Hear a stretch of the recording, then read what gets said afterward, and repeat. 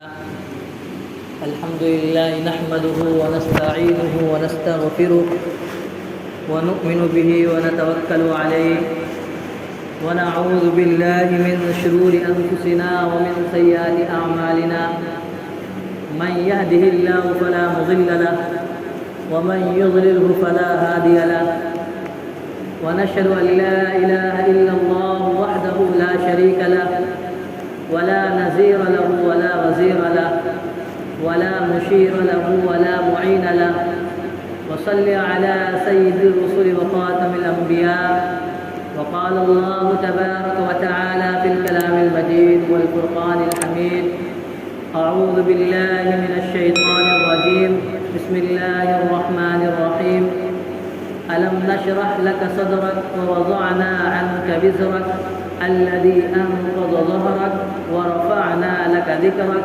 فإن مع العسر يسرا إن مع العسر يسرا فإذا فرغت فانصب وإلى ربك فارغب صدق الله العظيم رب اشرح لي صدري ويسر لي أمري واحلل عقدة من لساني يفقهوا قولي اللهم صل على سيدنا ومولانا محمد في أول كلامنا اللهم صل على سيدنا ومولانا محمد في أوسط كلامنا اللهم صل على سيدنا ومولانا محمد في آخر كلامنا. محترم حضرات اور سامعین کرام، میں نے آپ حضرات کے سامنے قرآن کریم کی ایک سورت تلاوت کی ہے. ألم نشرح لك صدرك ووضعنا عنك وزرك الذي أنقض ظهرك. کیا ہم نے آپ کی خاطر آپ کا سینہ کشادہ نہیں کیا اور ہم نے آپ پر سے آپ کو وہ بوجھ اتار دیا جس نے آپ کی پیٹھ کو گرابار کر رکھا تھا. میرے بھائی اور دوستو، ایک مرتبہ نبی کریم صلی اللہ علیہ وسلم صحابہ کرام کے ساتھ کئی تشریف لے جا رہے تھے تو کسی صحابی نے آپ سے بچپن کے حالات سننے کی خواہش کا اظہار کیا. تو نبی کریم صلی اللہ علیہ وسلم نے ارشاد فرمایا کہ میں نے اپنی شیر خارگی کا زمانہ یعنی دودھ پینے کا زمانہ بنو سعد کے اندر گزارا. ایک روز میں اپنے رضائی بھائی کے ساتھ بکریاں چرانے کے لیے وادی میں جا رہا تھا تو انسانی شکل میں چند فرشتے جن کے ہاتھوں میں سونے کے تھال تھے اور اس میں برف تھی، انہوں نے مجھے زبردستی پکڑ لیا اور پکڑ کر مجھے لٹا دیا اور میرا سینہ چاک کر دیا. یہ منظر میرے بھائی نے اپنی آنکھوں سے دیکھ لیا. وہ دوڑتا ہوا گھر پہنچا اور حضرت حلیمہ سعدیہ کو بتایا کہ میرے قریشی بھائی کو چند آدمیوں نے زبردستی پکڑ کر اس کا سینہ چاک کر دیا. یہ سن کر حضرت حلیمہ وہاں پہنچی. میں وہاں ڈرا ہوا سہا ہوا کھڑا تھا. انہوں نے مجھے اپنے سینے سے لگا لیا اور پوچھا کہ کیا ہوا میرے لال. تو میں نے انہیں بتایا کہ اس طرح مجھے 3 آدمیوں نے زبردستی پکڑ کر مجھے لٹا دیا اور میرا سینہ چاک کیا اور میرے قلب کو نکال کر اس کے اندر سے سیاہ نقطہ نکال کر پھینک دیا اور میرے دل کو برف سے دھو کر صاف کیا. یہ منظر میں اپنی آنکھوں سے دیکھ رہا تھا. اس میں سے ایک شخص نے اپنے ہاتھ کو فضا میں بلند کیے تو ایک نورانی مہر آ گئی. انہوں نے جو ہی میرے دل پر مہر لگائی تو میرا دل نور سے منور ہو گیا اور میں نے اپنے اندر ایک عجیب و غریب ٹھنڈک اور راحت محسوس کی جس کا اثر بہت زمانے تک رہا. اس کے بعد انہوں نے میرے پیٹ کو برف سے دھویا اور صاف کیا. مفسرین کرام لکھتے ہیں کہ سرور کائنات صلی اللہ علیہ وسلم کے قلب مبارک اور پیٹ مبارک اور شکم مبارک کو برف سے دھو کر مطہر کیا گیا. گناہوں کا مزاج گرم ہوتا ہے اور دل اس کے آماج گاہ ہوتی ہے. اسی لیے مادہ معصیت کو بجھانے کے لیے برف کا استعمال کیا گیا. شق صدر کے موقع پر نبی کریم صلی اللہ علیہ وسلم کے دونوں شانوں کے درمیان مہر نبوت لگائی گئی. بعض حضرات کہتے ہیں کہ مہر نبوت بچپن ہی سے آپ کے دونوں شانوں کے درمیان تھی. اسی وجہ سے علماء بنی اسرائیل نبی کریم صلی اللہ علیہ وسلم کو اس علامت کی وجہ سے پہچانتے تھے. لیکن بعض حضرات کہتے ہیں کہ مہر نبوت شق صدر کے موقع پر دوبارہ تجدید کے طور پر لگائی گئی، کیونکہ جب کسی چیز کی حفاظت مقصود ہوتی ہے تو اس پر مہر لگا دی جاتی ہے. تاکہ جو چیز اس کے اندر رکھ دی گئی ہے وہ اس میں سے نکلنے نہ پائے۔ اسی طرح نبی کریم صلی اللہ علیہ وسلم کے قلب مبارک کو انوارات الہیہ اور علم و حکمت سے بھر کر مہر لگا دی گئی تاکہ اس کے اندر جو خزینہ ہے، جو شے ہے، وہ نکلنے نہ سکے۔ آپ صلی اللہ علیہ وسلم کے گردن کے نیچے مہر نبوت تھی۔ مہر نبوت کبوتری کے انڈے کے جیسا، اسی کے بقدر ایک لال گوشت اٹھا ہوا تھا، اور اس کے ارد گرد کالے بال تھے، کالے تل تھے، جو دیکھنے میں بہت ہی اچھا لگتا تھا، عمدہ لگتا تھا۔ اور اس پر بعض حضرات نے کہا کہ لا الہ الا اللہ محمد رسول اللہ لکھا تھا، بعض حضرات کہتے ہیں کہ اللہ وحدہ لا شریک لکھا تھا، جو دیکھنے میں بہت ہی نورانی تھا، چمکدار تھا۔ یہ آپ صلی اللہ علیہ وسلم کے خاتم النبیین ہونے کی دلیل کی علامت تھی۔ شق صدر کے موقع پر نبی کریم صلی اللہ علیہ وسلم کا وزن کیا گیا اس عمل کے بعد، تو نبی کریم صلی اللہ علیہ وسلم فرماتے ہیں کہ مجھے 10 آدمیوں کے ساتھ تولا گیا، میں ان سے بھی بھاری نکل گیا۔ پھر مجھے 100 آدمیوں کے ساتھ تولا گیا، میں ان سے بھی بھاری نکلا۔ پھر مجھے 1000 آدمیوں کے ساتھ تولا گیا، میں ان سے بھی بھاری نکل گیا۔ زمین و آسمان کے درمیان کھڑے 2 شخصوں نے کہا کہ اگر آپ ان کو ساری خدائی سے بھی تول دیں تو یہی بھاری نکلیں گے۔ شق صدر کے واقعے نے حضرت حلیمہ کو پریشان کر دیا۔ انہوں نے اپنے شوہر سے مشورہ کیا تو انہوں نے کہا کہ امانت کو واپس کر دو۔ حضور صلی اللہ علیہ وسلم کے حضرت آمنہ کا سپرد کرنے کی کچھ وجوہات اور بھی تھی، جن میں سے ایک وجہ یہ تھی کہ یہودی نبی کریم صلی اللہ علیہ وسلم کو جہاں بھی دیکھتے آپ کا بغور مشاہدہ کرتے ہیں، ایک دم غور سے دیکھتے ہیں۔ حضرت حلیمہ فرماتی ہے کہ ایک مرتبہ بنو سعد کے قبیلے سے چند یہودیوں کا گزر ہوا تو میں نے ان کو بچے کے انوارات اور خیرات و برکات کے بارے بتایا، تو ایک یہودی نے سن کے کہا کہ اس بچے کو مار ڈالو۔ دوسرے یہودی نے کہا کہ کیا اس بچے کا باپ زندہ ہے، کیونکہ ہمارے علم کے بقدر جو نبی آخر الزماں ہوگا وہ یتیم ہوگا۔ حضرت حلیمہ سن کر ڈر گئے، انہوں نے کہا کہ یہ حارث ان کا ابا ہے، ان کا باپ ہے۔ اسی طرح یہ لوگ ایک مرتبہ اوقاس کے میلے میں گئے تو ایک کاہن کی نظر آپ صلی اللہ علیہ وسلم پر پڑی، تو وہ کاہن چیخنے لگا کہ اس بچے کو مار ڈالو ورنہ یہ بڑا ہو کر تم سب کو مار ڈالے گا۔ حضرت حلیمہ غمزدہ ہو کر، رنجیدہ دل ہو کر آپ صلی اللہ علیہ وسلم کو لے کر مکہ چلی تاکہ حضرت آمنہ کو سپرد کر کے آ جائے۔ جب حضرت حلیمہ مکہ کے کسی بالائی حصے پر پہنچی تو ایک جگہ ٹھہر گئی اور آپ صلی اللہ علیہ وسلم کو وہاں بیٹھا کر خود حاجت سے فراغت میں مصروف ہو گئی۔ جب واپس آئی تو آپ صلی اللہ علیہ وسلم کو وہاں نہیں پایا تو لوگوں سے پوچھا، لوگ کچھ نہ بتا سکے تو بہت پریشان ہوئی، واویلا کیا اور قسم کھایا کہ اگر میرا لال مجھے نہ ملا تو میں اس پہاڑ کی چوٹی سے گر کر جان دے دوں گی۔ سرور کائنات صلی اللہ علیہ وسلم کو بہت تلاش کیا لیکن ناکام ہوئے، بالآخر نا امید ہو کر اس قدر گریہ ازاری کی کہ مکہ والوں کے دل دہل گئے۔ پھر سردار مکہ حضرت عبد المطلب کے پاس پہنچی اور سارا ماجرا بیان کیا۔ عبد المطلب نے بھی سرکار دو عالم صلی اللہ علیہ وسلم کو قریش کے ساتھ مل کر بہت تلاش کیا لیکن ناکام ہوئے۔ پھر بیت اللہ کی طرف متوجہ ہوئے، طواف کیا اور بارگاہ رب العالمین میں گریہ ازاری کی۔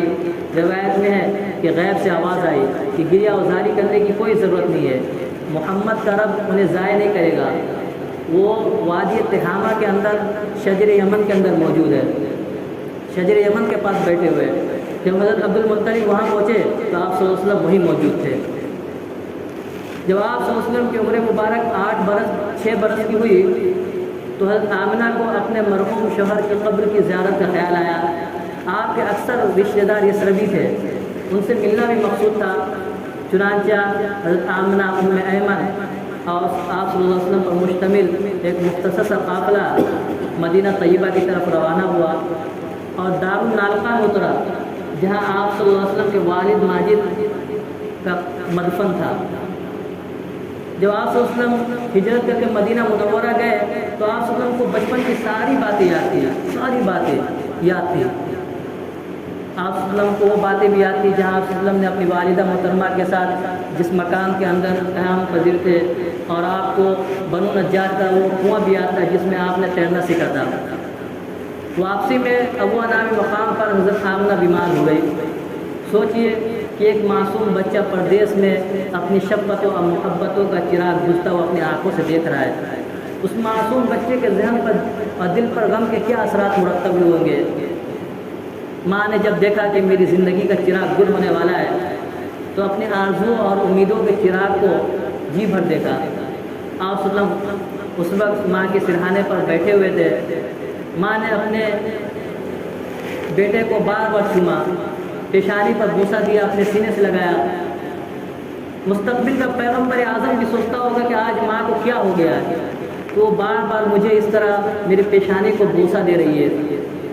روایت کے اندر کہ حضرت آمنہ نے آپ صلی اللہ علیہ وسلم کو مخاطب کر کے فرمایا کہ میرے لخت جگر گھبرانا نہیں، حوصلہ بلند رکھنا، تم عظیم باپ کے بیٹے ہو، تم اس شخص کے بیٹے ہو جس کا فدیہ 100 غلام ہے، 100 اونٹ ہے۔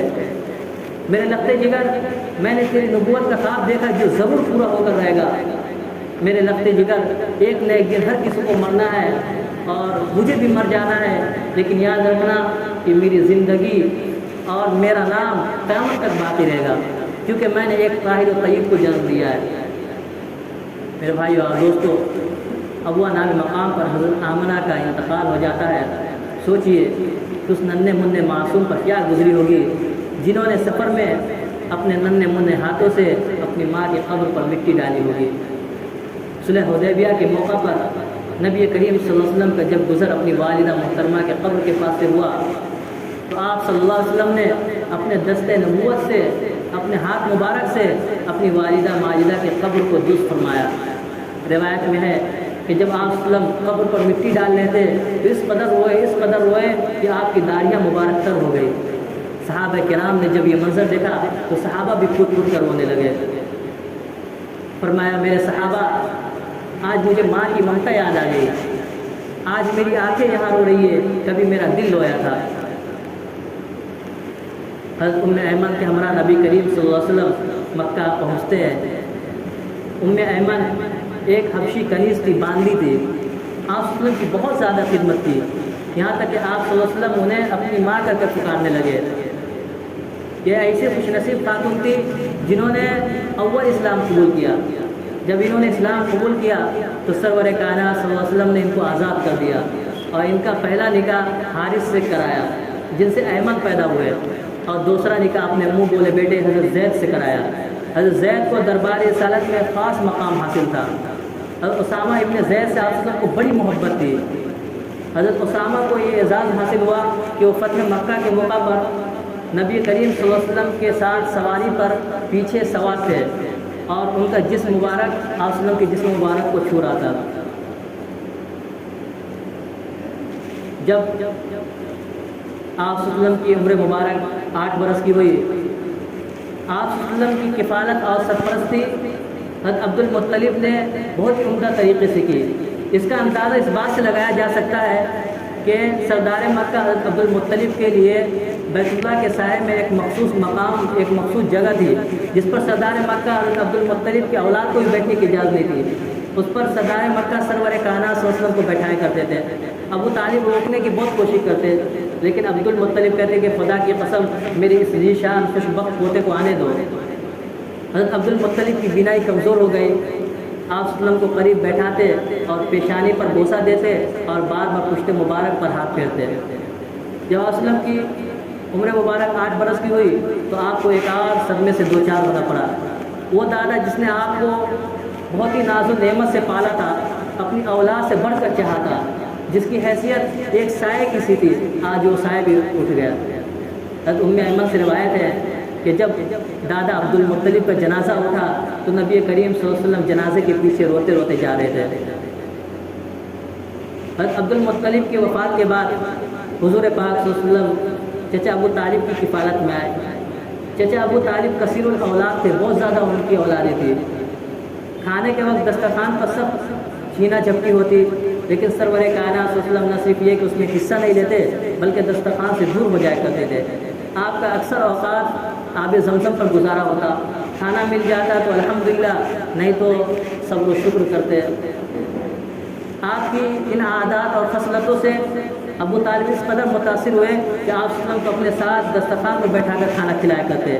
جب آپ صلی اللہ علیہ وسلم کو کھانا دسترخوان پر بیٹھا کرنا کھلاتے تو ان کو سکون نہیں ملتا تھا۔ آپ صلی اللہ علیہ وسلم کی وجود کی وجہ سے اس قدر برکت ہوئی کہ جب سب لوگ کھانے کے لیے بیٹھتے دسترخوان پر تو تمام لوگوں کا پیٹ بھر جاتا۔ امام الانبیاء کی ساری زندگی انوکھی اور منفرد تھی۔ بچپن، جوانی، بڑھاپا، بلکہ زندگی کا ایک ایک لمحہ، ایک ایک ادا منفرد تھی۔ اکثر ایسا ہوتا تھا کہ ان کی بکریوں کو چرواہے کے اندر، چراگاہ کے اندر بھیڑیا چیر پھاڑ کرتا تھا، لیکن جس روز نبی کریم صلی اللہ علیہ وسلم ان کے ریوڑ کے ساتھ ہوتے تو بھیڑیا خود اس بکریوں کی حفاظت کرتا اور باقاعدہ پہرا دیتا تھا۔ ایک مرتبہ نبی کریم صلی اللہ علیہ وسلم اپنے ساتھیوں کے ساتھ تھے، ہمجولیوں کے ساتھ تھے، تو تمام لوگ اپنے کپڑے کے دامن میں اینٹ بھر رہے تھے، پتھر بھر رہے تھے۔ نبی کریم صلی اللہ علیہ وسلم ارشاد فرماتے کہ میری بھی باری آئی اور میں نے بھی اپنے دامن کے اندر اینٹ اٹھانا شروع کیا تو میرا صدر کھلنے کے قریب آ گیا۔ اچانک ایک دست غیب نے میرے بھرے ہوئے دامن کو جھٹک دیا تو سارے اینٹ زمین پر گر پڑے۔ اس طرح اللہ تبارک و تعالیٰ نے اپنے محبوب کی حفاظت فرمائی۔ بچپن کے اندر ہی بیت اللہ کو نقصان پہنچا، تمام لوگ پہاڑی سے پتھر لے کر آ رہے تھے۔ حضرت عباس رضی اللہ عنہ نے حضور صلی اللہ علیہ وسلم سے کہا کہ آپ اپنے تہبند کو کندھے پر رکھ لیں تاکہ پتھر اٹھانے میں تکلیف نہ ہو۔ حضور صلی اللہ علیہ وسلم نے حکم عدولی مناسب نہیں سمجھی، لیکن ایسا ہوا کہ آپ صلی اللہ علیہ وسلم بے ہوش ہو کر گر گئے۔ جب ہوش میں آئے تو اپنے تہبند کو سنوارا۔ اس طرح اللہ تبارک و تعالیٰ نے حضور پاک صلی اللہ علیہ وسلم کی حفاظت فرمائی اور شرم و حیا کی حفاظت فرمائی۔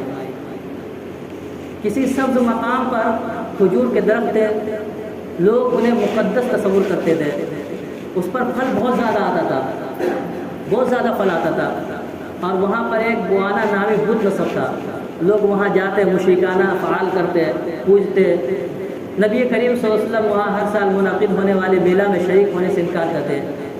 آخرکار ایک مرتبہ آپ اپنے رشتہ داروں کے اصرار پر وہاں چلے گئے۔